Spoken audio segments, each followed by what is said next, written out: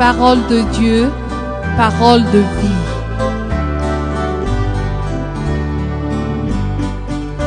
Une émission présentée par la radio Tenfienen avec les offices de l'association Tira Shifila Jantsara, chant et évangile. Que la paix et la joie soient avec vous, à l'écoute de l'évangile de Jésus-Christ, puissance de Dieu pour le salut de quiconque croit.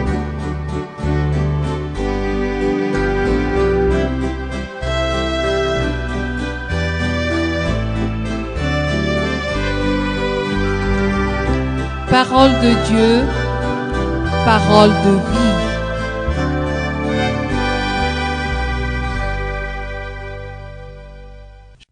Les fondements de la sollicitude de Dieu pour la vie.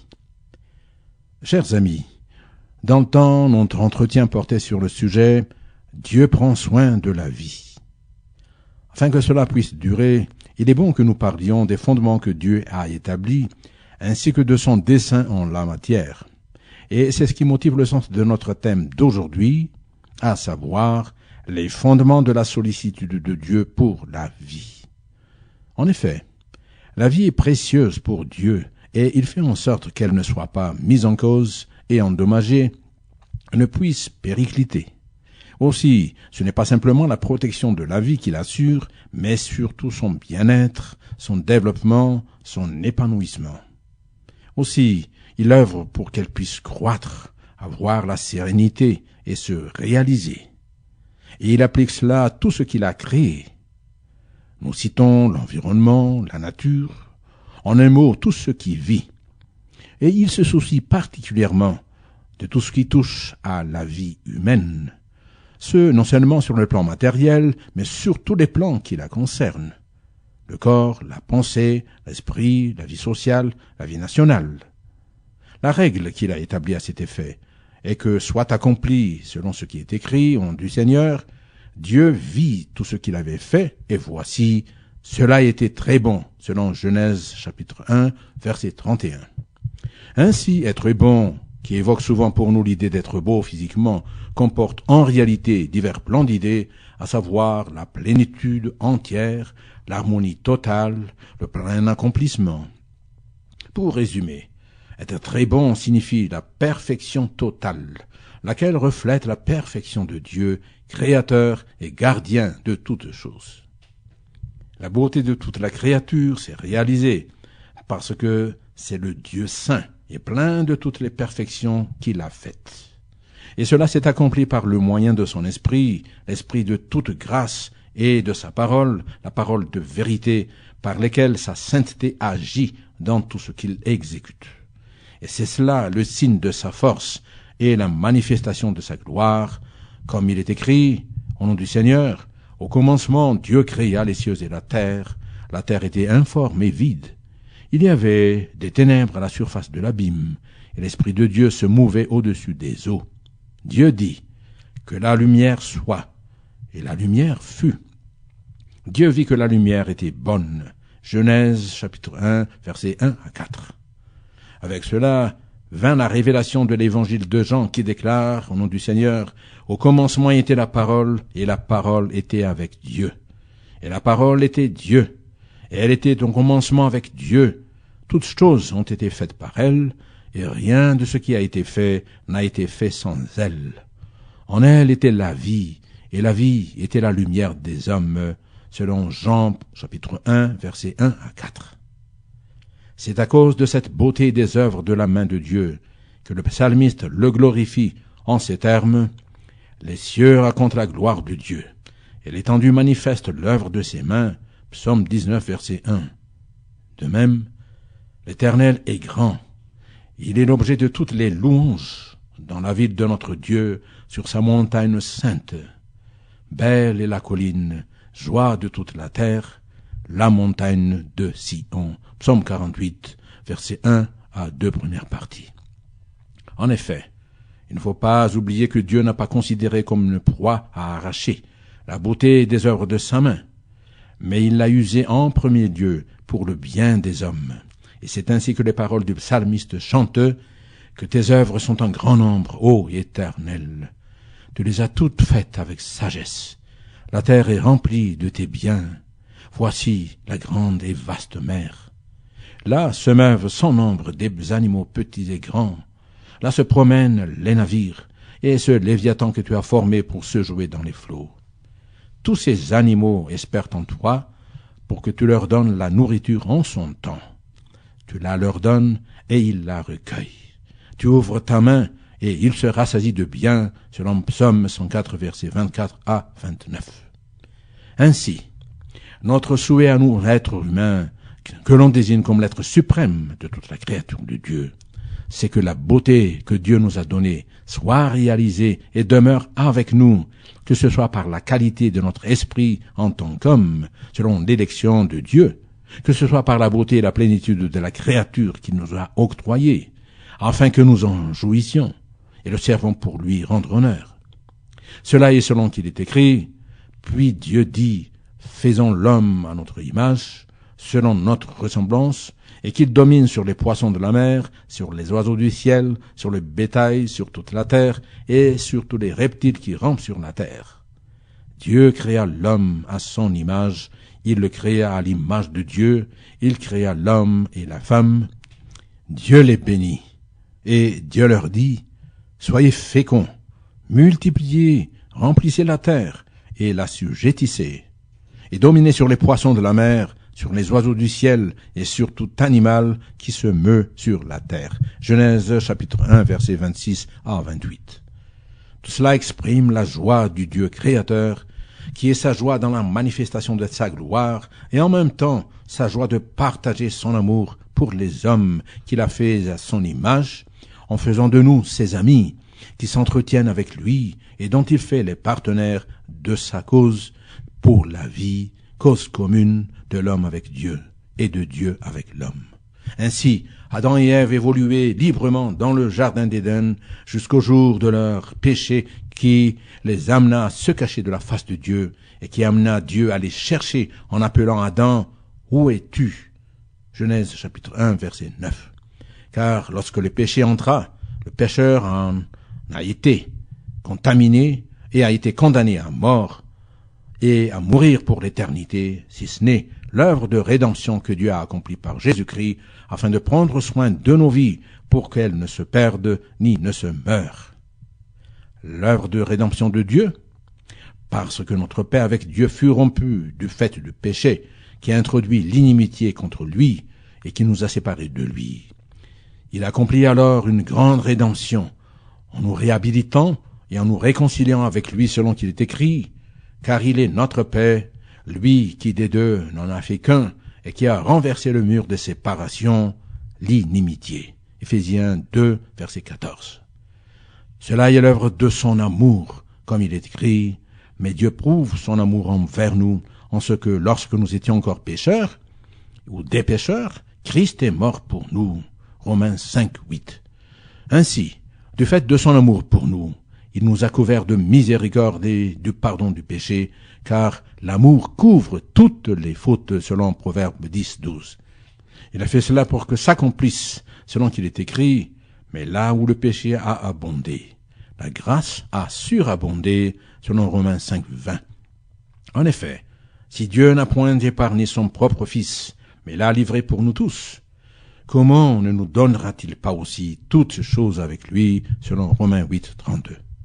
Ainsi donc, les Saintes Écritures nous encouragent, au nom du Seigneur.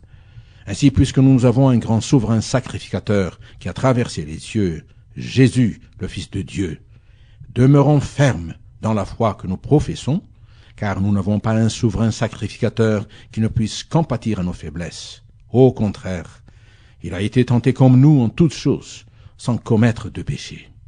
Approchons-nous donc avec assurance du trône de la grâce, afin d'obtenir miséricorde et de trouver grâce pour être secourus dans nos besoins. Hébreux 4, versets 14 à 16. La miséricorde que nous recevons, c'est le pardon de nos péchés et notre réconciliation avec Dieu, afin qu'il puisse veiller sur nous, sur nos vies, et nous accorder le bonheur, selon qu'il est écrit dans le cantique de David, au nom du Seigneur. Heureux celui à qui la transgression est remise, à qui le péché est pardonné. Heureux l'homme à qui l'Éternel n'impute pas d'iniquité, et dans l'esprit duquel il n'a point de fraude. Psaume 32, versets 1 à 2. En effet, le Seigneur dit, « Venez et plaidons, dit l'Éternel, si vos péchés sont comme le cramoisi, ils deviendront blancs comme la neige. S'ils sont rouges comme la pourpre, ils deviendront comme la laine. Si vous avez de la bonne volonté, et si vous êtes obéissants, vous mangerez les meilleures productions du pays. » Ésaïe 1, 18 à 19. Et il marque cette parole en la confirmant, « J'efface tes transgressions comme un nuage, et tes péchés comme une nuée. Reviens à moi, car je t'ai racheté. » Ésaïe 44, 22. Et il nous apporte le renouveau à nos pécheurs qui n'abandonnent pas, en transformant nos traits de caractère, nos manières de vivre, en notre façon d'être, toutes nos vies selon qu'il est écrit, « Si quelqu'un est en Christ, il est une nouvelle créature. Les choses anciennes sont passées. Voici, toutes choses sont devenues nouvelles. » Et tout cela vient de Dieu, qui nous a réconciliés avec lui par Christ et qui nous a donné le ministère de la réconciliation, selon 2 Corinthiens 5, 17 et 18. En vérité, Dieu prépare un héritage pour tous ceux qui se réconcilient avec lui en les adoptant pour être ses enfants. Des enfants qu'il donne le plein droit d'hériter de son royaume et de bénéficier continuellement de la pluie de bénédiction qui vient d'en haut. Car pour eux, il ouvre les écluses des cieux. Selon la promesse, l'Éternel ouvrira son bon trésor, le ciel, pour envoyer à ton pays la pluie en son temps et pour bénir tout le travail de tes mains. Deutéronome 28, verset 12, première partie. Et pour que ce bonheur soit établi en nous, il renouvelle son alliance avec nous en disant « J'habiterai au milieu des enfants d'Israël et je serai leur Dieu » Exode 29, 45. Chose qu'il a accomplie par son Fils Jésus-Christ selon la révélation de l'Évangile au nom du Seigneur, et la parole a été faite chair et elle habitait parmi nous. Jean 1, 14. Et Jésus réitera cela à l'endroit de ceux qui le suivaient en disant « Demeurez en moi et je demeurerai en vous. Comme le sarment ne peut de lui-même porter du fruit, s'il ne demeure attaché au cep, ainsi vous ne le pouvez pas non plus si vous ne demeurez en moi. » Jean 15, 4. Sans conteste, cela est la sollicitude de Dieu pour la vie, pour notre vie. Ainsi, pour prendre soin de la vie des siens, Dieu donne des promesses et les accomplit. Les promesses de Dieu, elles sont nombreuses, et il les a données à diverses occasions, afin de prendre soin de notre vie, de nous faire vivre, de nous fortifier, de nous épanouir. À titre d'exemple, nous en citerons quelques-unes au nom de Jésus. Concernant les combats auxquels nous faisons face, le Seigneur dit, « Oui, dit l'Éternel, la capture du puissant lui sera enlevée, et le butin du tyran lui échappera. Je combattrai tes ennemis, et je sauverai tes fils. » Ésaïe 49, 25. Concernant les manques, Jésus dit, « Ne vous inquiétez donc point, et ne dites pas, que mangerons-nous, que boirons-nous, de quoi serons-nous vêtus ?» Car toutes ces choses, ce sont les païens qui les recherchent. Votre Père céleste sait que vous en avez besoin. Cherchez premièrement le royaume et la justice de Dieu, et toutes ces choses vous seront données par-dessus. Matthieu 6, 31, 33. Concernant l'entretien de la santé, « Mon fils, sois attentif à mes paroles, prête l'oreille à mes discours, qu'ils ne s'éloignent pas de tes yeux, garde-les dans le fond de ton cœur, car c'est la vie pour ceux qui les trouvent, c'est la santé pour tout leur corps. » Proverbe 4, 20, 22. Pour ce qui est de trouver l'assurance pour l'Église, malheureuse battue de la tempête, et que nul ne console, voici, je garnirai tes pierres d'antimoine, pierres mélangées avec du fer solide, et je te donnerai des fondements de saphir. Ésaïe 54, 11. Concernant le besoin de protection, le Seigneur dit, « Ainsi parle maintenant l'Éternel qui t'a créé, ô Jacob, celui qui t'a formé, ô Israël. Ne crains rien, car je te rachète. Je t'appelle par ton nom, tu es à moi. Si tu traverses les eaux, je serai avec toi, et les fleuves, ils ne te submergeront point. Si tu marches dans le feu, tu ne te brûleras pas, et la flamme ne t'embrasera pas. Car je suis l'Éternel ton Dieu, le Saint d'Israël ton Sauveur. » Ésaïe 43, versets 1 à 3, première partie. Et si nous cherchons une garantie quant à l'accomplissement des promesses, des Saintes des Écritures déclare « Recommande ton sort à l'Éternel, mets en lui ta confiance et il agira ». Psaume 17,5 « Oui, recommande à l'Éternel tes œuvres et tes projets réussiront ». Proverbe 16, verset 3. Pour récapituler, Jésus nous a très largement ouvert son cœur pour écouter les prières que nous prononçons et exaucer les requêtes que nous lui présentons, car il prend soin de notre vie. Et il nous dit « Et tout ce que vous demanderez en mon nom, je le ferai, afin que le Père soit glorifié dans le Fils. Si vous demandez quelque chose en mon nom, je le ferai. » Jean 14, 13 à 14. Néanmoins, certaines paroles viennent compléter celles-ci afin de fonder et de régir son accomplissement, et ce, selon la révélation et promesse que Jésus a donnée à ses disciples en disant « Je vous ai dit ces choses afin que vous ayez la paix en moi. Vous aurez des tribulations dans le monde, mais prenez courage, j'ai vaincu le monde. » Jean 16, 33. En effet, « Voici, je suis avec vous tous les jours jusqu'à la fin du monde. » Matthieu 28, 20. Ainsi donc, je vous laisse la paix, je vous donne ma paix.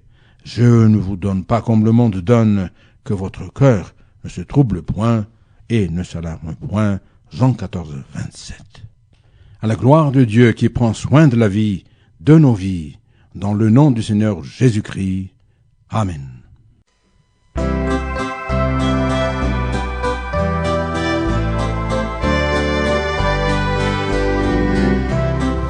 Parole de Dieu, parole de vie.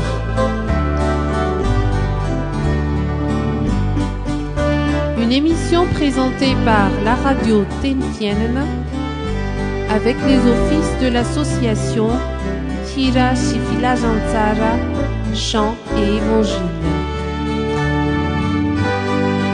Que la paix et la joie soient avec vous, à l'écoute de l'évangile de Jésus-Christ, puissance de Dieu pour le salut de quiconque croit.